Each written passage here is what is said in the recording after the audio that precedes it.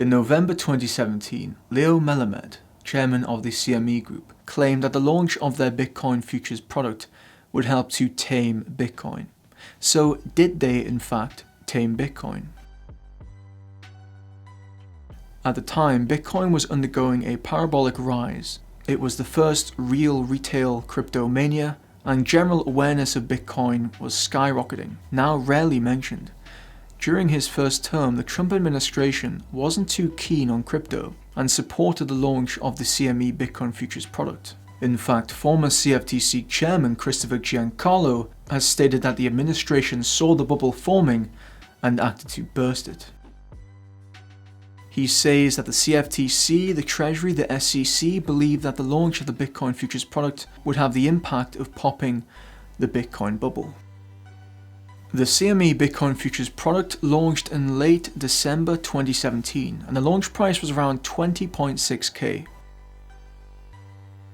The price of Bitcoin then proceeded to fall dramatically to just over 3k, and it took 3 years to get back to the original launch price of the CME Bitcoin Futures product. This perhaps does indeed fit the definition of taming an asset.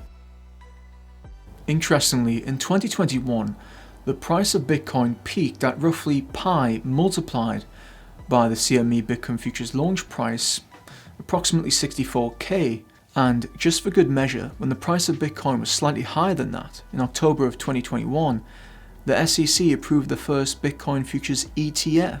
Naturally, of course, the price of Bitcoin then proceeded to fall dramatically to just over 15k. Finally, in January of 2024, after years of denial, the SEC reluctantly approved the Bitcoin spot ETFs.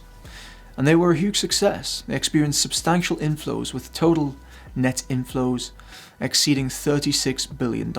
And of course, the price of Bitcoin responded accordingly. Another reason for the price appreciation of Bitcoin in 2024 was the election victory of Donald Trump, with broad optimism over his crypto policy and the possibility of a strategic Bitcoin reserve. Despite this, it is worth noting that Bitcoin is currently being outperformed by tech stocks including Facebook, Meta stock, and Palantir stock, among others. To be on par with Meta, Bitcoin would have to be around 125k. To be on par with Palantir, it would have to be well over 200k. So in some ways, at least in this cycle so far, Bitcoin has yet to fulfill its remit of being a tech stock on steroids, which is perhaps a result of the speculative fervor surrounding AI as much as anything else.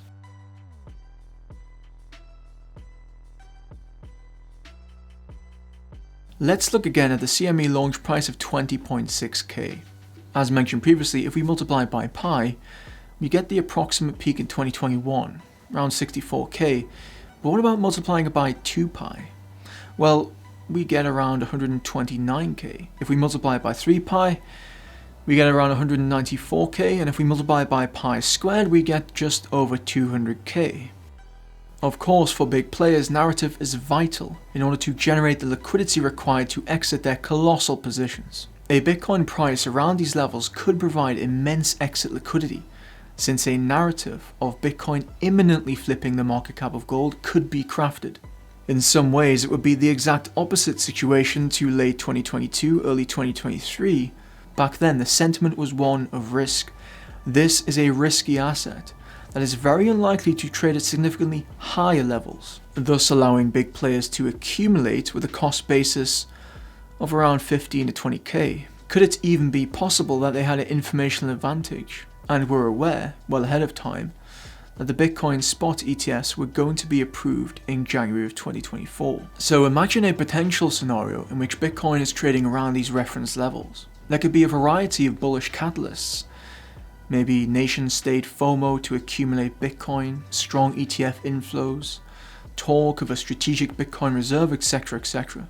But what if this is all just the method by which big players can create a sentiment of safety?